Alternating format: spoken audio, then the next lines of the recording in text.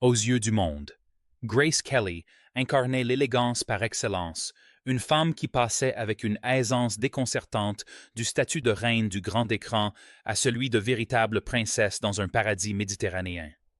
Elle a joué dans des films cultes, captivé les plus grands réalisateurs de son époque et été adulée par des millions de personnes qui voyaient en elle le modèle du « ils vécurent heureux pour toujours ».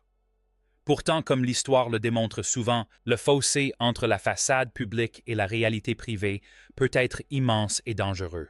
La vie de Grace Kelly n'était pas un simple conte de fées. Ce fut un parcours complexe, souvent solitaire, marqué par une ambition dévorante, une quête désespérée d'approbation paternelle et le poids écrasant d'une couronne qui finit par la réduire au silence. Grace Kelly, née Grace Patricia Kelly, le 12 novembre 1929, était issue d'une famille qui, par sa ténacité et ses prouesses sportives, a redéfini le rêve américain. Son père, Jack Kelly, était un millionnaire autodidacte qui avait bâti un empire de la construction à Philadelphie. Triple médaillé d'or olympique en aviron, il était un homme pour qui la force physique et la réussite matérielle primaient sur tout. Quatrième enfant d'une famille compétitive, Grace se sentait souvent comme le vilain petit canard, l'enfant du milieu négligé. Tandis que ses frères et sœurs étaient sportifs et exubérants, Grace était fragile, timide et réservée. Elle passa son enfance à se battre pour obtenir la moindre miette de l'attention de son père, une soif psychologique qui la pousserait vers les feux de la rampe hollywoodien en quête des applaudissements qui lui faisaient défaut à table. Adolescente Grace fréquentait l'Académie Ravenhill, un pensionnat strict tenu par les sœurs de l'Assomption. Élève médiocre, elle était souvent absorbée par ses pensées. Sa transformation commença à l'âge de 14 ans lorsqu'elle intégra l'Académie Stevens à Chestnut Hill, en Pennsylvanie. À Stevens, la jeune fille timide s'épanouit.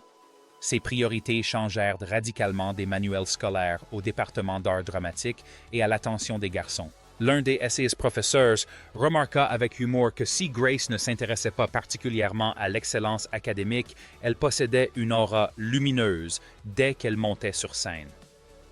Elle avait trouvé sa voie, le théâtre était le seul domaine où elle pouvait surpasser ses frères et sœurs et captiver l'attention de la salle. Après le lycée, Grace se trouvait à la croisée des chemins.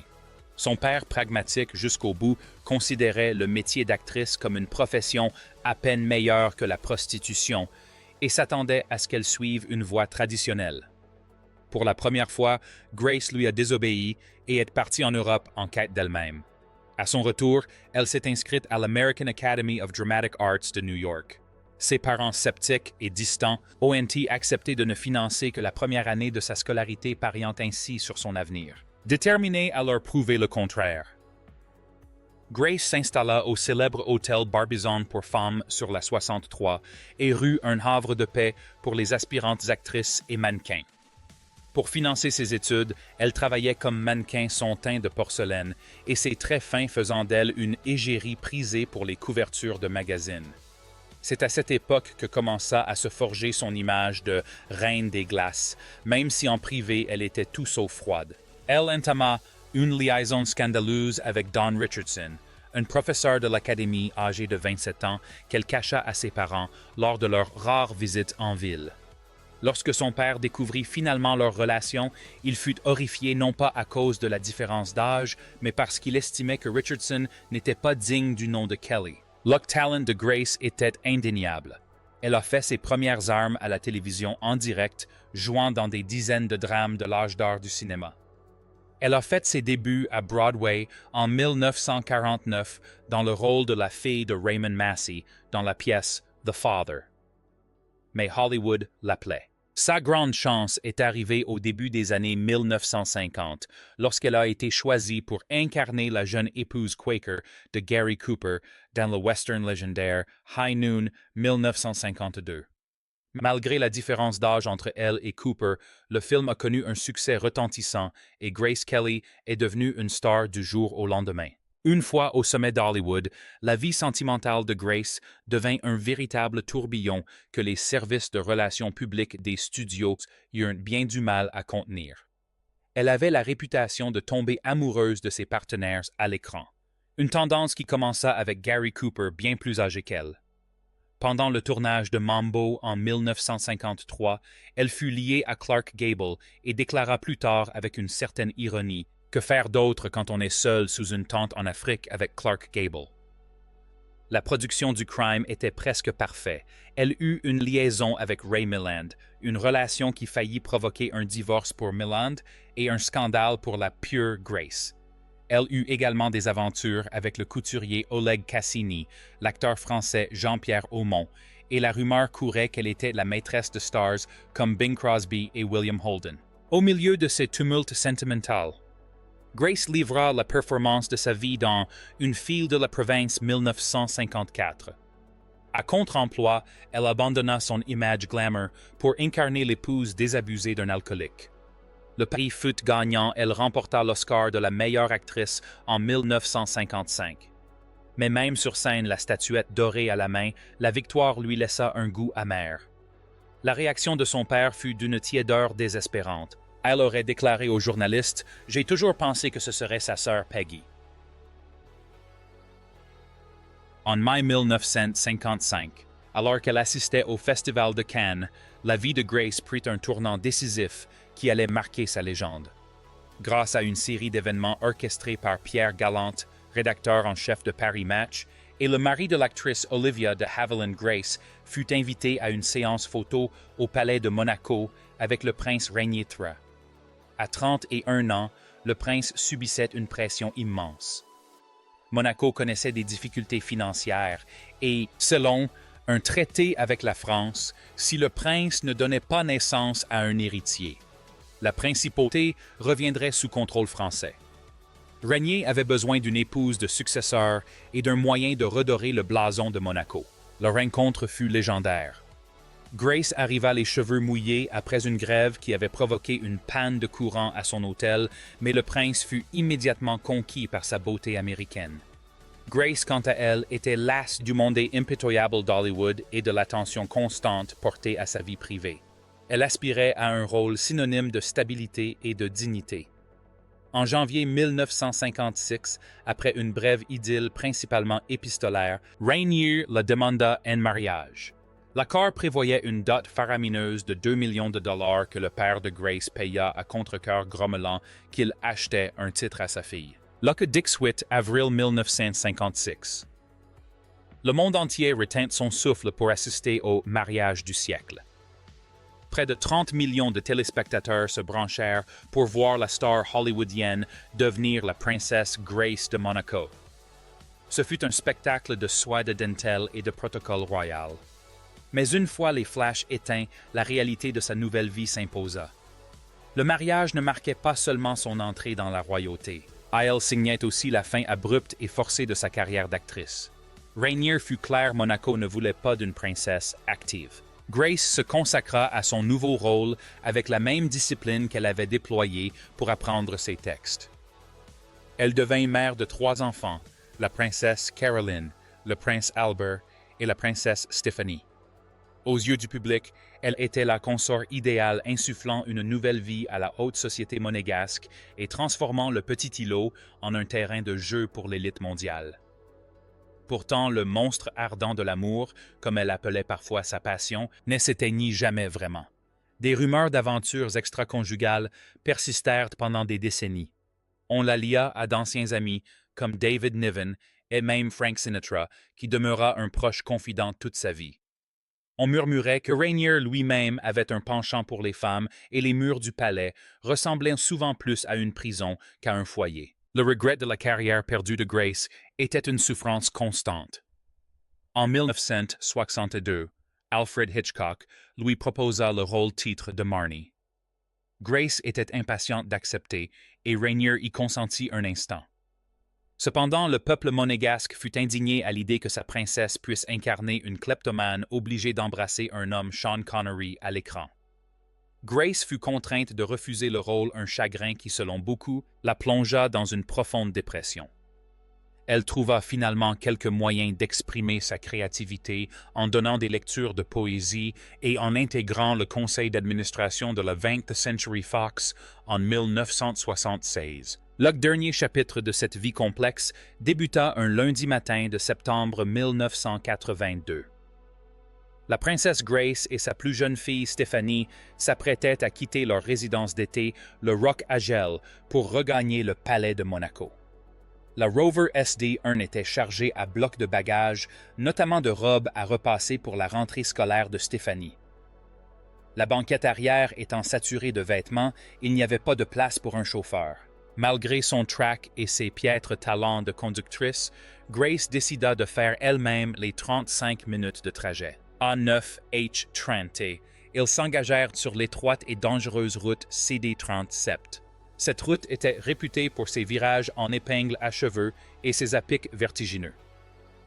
Environ 10 minutes après leur départ, près d'un virage surnommé « La malédiction du diable », un conducteur les suivant remarqua que la voiture zigzaguait dangereusement. Au lieu de ralentir dans le virage serré, elle accéléra à plus de 80 km/h, défonça le muret de pierre et plongea d'une hauteur de 37 mètres, effectuant des tonneaux entre les cimes des arbres avant de s'immobiliser dans un jardin. Un jardinier du quartier, alerté par le bruit de l'accident, s'est précipité sur les lieux. Il a découvert une scène d'horreur, la voiture était complètement détruite et Stephanie tentait de sortir par la fenêtre côté conducteur en criant « Ma mère, sortez ma mère de là ». Grace a été retrouvée inconsciente, le corps coincé à l'arrière du véhicule. Elles ont été transportées d'urgence à l'hôpital Princess Grace, qui, ironiquement, était alors mal équipé pour prendre en charge un traumatisme aussi grave. Les premiers rapports du palais laissaient entendre que les blessures étaient mineures, une manœuvre classique pour contrôler le récit. Mais la vérité était bien pire. Grace souffrait de multiples fractures, mais le scanner a révélé la véritable cause. Grace avait été victime d'un léger accident vasculaire cérébral au volant, ce qui lui avait fait perdre connaissance ou confondre la pédale de frein avec l'accélérateur. C'est cet incident médical qui a transformé la voiture en arme. Au fil des heures, il devint évident que les lésions cérébrales de Grace étaient irréversibles, craignant qu'elle ne passe le reste de sa vie dans un état végétatif. Un sort que Grace avait toujours dit redouter. Plus que la mort, sa famille prit la décision déchirante. Le soir du 14 septembre 1982 à 22h30, l'assistance respiratoire de la princesse Grace fut débranchée. Elle avait 52 ans. L'Ocdewey fut mondial. Grace reposa en chapelle ardente dans un cercueil ouvert pendant 3 jours tenant un crucifix entre ses mains. Ses obsèques eurent lieu le 18 septembre à la cathédrale Saint-Nicolas, la même où elle s'était mariée 26 ans auparavant. L'image du prince régnier, dévasté pleurant à chaudes larmes en suivant le cercueil demeure l'une des plus poignantes de l'histoire royale. Il ne se remaria jamais, affirmant, dit-on, qu'il voyait Grace partout où il posait les yeux au palais. Grace Kelly repose dans le caveau familial Grimaldi. Sa dalle de marbre d'une grande simplicité porte son nom et le titre pour lequel elle a sacrifié sa vie. Son empreinte pourtant demeure indélébile. Elle était la femme qui a prouvé qu'on pouvait avoir le monde à ses pieds tout en poursuivant une quête insaisissable. Légende, elle incarnait le glamour hollywoodien et les valeurs traditionnelles du devoir, une femme aux multiples facettes, mais qui peut-être ne s'est jamais sentie pleinement à sa place dans aucun d'eux. Dans les années qui suivirent sa mort, la marque Grace Kelly ne cessa de croître. Elle demeure une icône de la mode, son nom étant indissociable du sac Hermès Kelly et du style intemporel New Look des années 1950. Mais plus encore, elle nous rappelle la fragilité de la condition humaine. Elle a survécu à l'impitoyable Hollywood et à l'oppression de la royauté européenne pour finalement succomber à une trahison soudaine et silencieuse de son propre corps sur une route de montagne balayée par les vents. Penser à Grace Kelly, c'est penser à une beauté cristalline comme faite de verre, précieuse, translucide et si fragile. Sa vie nous rappelle que même les plus beaux contes de fées ont une fin, et que souvent cette fin est inscrite dans l'ombre invisible à nos yeux. Elle laisse derrière elle un héritage cinématographique exceptionnel, avec des chefs-d'œuvre comme Fenêtre sur cour et La main au collet. 3 enfants qui ont propulsé Monaco dans une nouvelle ère et une histoire qui, des décennies plus tard, continue de fasciner et d'émouvoir. Adieu et repose en paix, Grace Patricia Kelly, cette jeune fille de Philadelphie devenue reine de tous les côtés sauf le titre. Et l'histoire de Grace Kelly ne s'arrête pas à sa disparition. Elle perdure à travers chaque actrice en herbe qui s'inspire d'elle et chaque personne qui croit que peut-être les rêves peuvent se réaliser même au prix de lourds sacrifices. Sa vie témoigne que la beauté est une force, mais aussi un fardeau. Comme elle l'a dit un jour dans une interview, « J'aimerais qu'on se souvienne de moi comme d'une personne qui a accompli des actions utiles, E.T. qui était une personne aimable et bienveillante. J'aimerais laisser le souvenir d'un être humain à l'attitude intègre qui a fait de son mieux pour aider les autres. » En repensant à sa carrière. Alfred Hitchcock avait un jour déclaré que Grace était la parfaite blonde Hitchcockienne, un volcan recouvert de neige. Cette dualité était l'essence même de son charme. Elle possédait une flamme intérieure que les protocoles rigides de Monaco ne pouvaient jamais éteindre complètement. Même dans ses dernières années, elle envisageait un retour sur scène à travers des récitals de poésie et peut-être même la narration de films. C'était une femme toujours en quête de nouveaux défis, de nouvelles façons de prouver sa valeur. La tragédie de l'accident survenu sur la CD-37 continue d'alimenter les débats et les théories du complot. Pendant des années, la rumeur a couru que c'était Stéphanie âgée de 17 ans qui conduisait puisqu'elle était sortie du côté conducteur. Cependant, les circonstances de l'accident et le témoignage du jardinier ont finalement démenti cette hypothèse. La violence du choc avait simplement projeté Stéphanie sur son siège. Depuis, Stéphanie est hantée par ce jour tragique. Elle a déclaré « J'étais là et je sais ce qui s'est passé. Ma mère a été victime du destin et moi des conséquences. » Monaco changea et jamais après la disparition de Grace. La principauté devint un centre financier moderne mais elle perdit son âme. Le chagrin de régner était immense. Il n'était plus que l'ombre de lui-même se consacrant à ses devoirs, mais perdant l'éclat que Grace avait apporté à sa vie. À sa mort en 2005, il fut inhumé à ses côtés, enfin réuni dans le caveau familial où il repose désormais pour l'éternité. Aujourd'hui encore, les touristes affluent à la cathédrale pour déposer des fleurs sur la tombe de Grace. Ils voient le nom Grace Patricia et se souviennent de la blonde élégante qui souriait à l'écran. Ils se souviennent de cette femme qui, en 1956, a débarqué dans un monde d'uniformes de la marine et de crépitements d'appareils photo. Ils se souviennent de l'icône. Mais peut-être, en nous penchant sur son histoire, devrions-nous nous souvenir de la femme qui travaillait comme mannequin pour subvenir à ses besoins de l'actrice qui a tenu tête aux réalisateurs les plus puissants et de la mère qui voulait simplement conduire sa fille à l'école par une belle matinée de septembre. Grace Kelly était une femme de son temps tiraillée entre les attentes des années 1950 et ses propres aspirations modernes. Pionnière du parcours célébrité vers la royauté, qui allait être suivie par d'autres, elle l'a fait avec une élégance et un charisme uniques jamais égalés. Sa vie fut une succession de transformations d'une jeune fille timide de Philadelphie à une jeune première de Broadway, puis à une légende hollywoodienne et enfin à une princesse souveraine. Chaque rôle fut interprété à la perfection, mais le dernier, celui de l'être humain derrière le titre, était celui qu'elle commençait à peine à maîtriser lorsque le temps lui a manqué. En fin de compte, l'histoire de Grace Kelly nous rappelle que nous jouons tous d'une manière ou d'une autre un rôle devant un public. Que ce public soit un père, un réalisateur ou une nation, la pression d'être parfait peut être écrasante. Grace Kelly a atteint cette perfection, mais sa vie révèle ses failles. Elle nous montre que derrière les titres royaux et les Oscars se cachait un cœur qui battait au rythme des mêmes peurs, désirs et aspirations que n'importe qui d'autre. Alors nous disons adieu à la légende, mais nous gardons en mémoire les leçons de sa vie. Nous nous souvenons que la beauté est éphémère, mais que le caractère est éternel. Nous nous souvenons que le rôle le plus important que nous puissions jouer est celui où nous restons fidèles à nous-mêmes. Grace Kelly a peut-être quitté la scène trop tôt, mais son interprétation restera gravée dans les mémoires aussi longtemps qu'il y aura des histoires à raconter.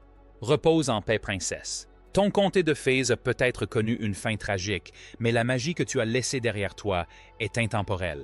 L'influence indélébile de Grace Kelly sur le 20e siècle est incommensurable.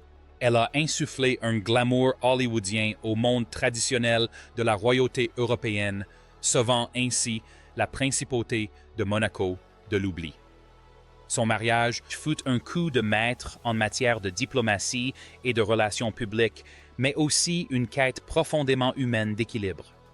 Ses enfants ont perpétué son engagement. Le prince Albert Thun défendant des causes environnementales et la princesse Caroline soutenant les arts. Le décès de Grace a également servi de catalyseur pour l'amélioration des services médicaux d'urgence dans la région. L'hôpital qui porte son nom a fait l'objet d'importantes rénovations afin qu'aucun autre patient ne souffre du manque d'équipement qui avait entravé ses propres soins. Ainsi même, sa disparition a engendré des actions positives. Alors que le soleil se couche sur la Méditerranée et que les lumières du casino de Monte Carlo commencent à scintiller, on peut presque imaginer Grace Kelly sur un balcon du palais, le regard perdu dans l'immensité de la mer. Elle porterait un simple foulard de soie, ses yeux reflèteraient le bleu de l'eau, un léger sourire énigmatique illuminerait son visage. Elle serait à la fois la princesse, l'actrice et la femme. Et c'est ainsi qu'il faut se souvenir d'elle, non pas comme une figure figée dans un livre d'histoire, mais comme une force de la nature vivante et vibrante, qui s'est efforcée de trouver sa place dans un monde souvent trop étroit pour son esprit. Adieu Grace. Ton histoire est gravée dans les pierres de Philadelphie, sur les pellicules d'Hollywood et au cœur de Monaco. Tu étais une lumière unique, et même si tu as rejoint l'autre monde à 52 ans, ton éclat ne s'est jamais éteint. Le monde est un peu moins élégant sans toi, mais nous sommes tous plus riches de t'avoir connu. Que la vie t'offre un avenir meilleur et que tu trouves la paix que la couronne n'a jamais pu t'apporter. Légende actrice, princesse et mère, Grace Kelly, tu resteras à jamais dans nos cœurs.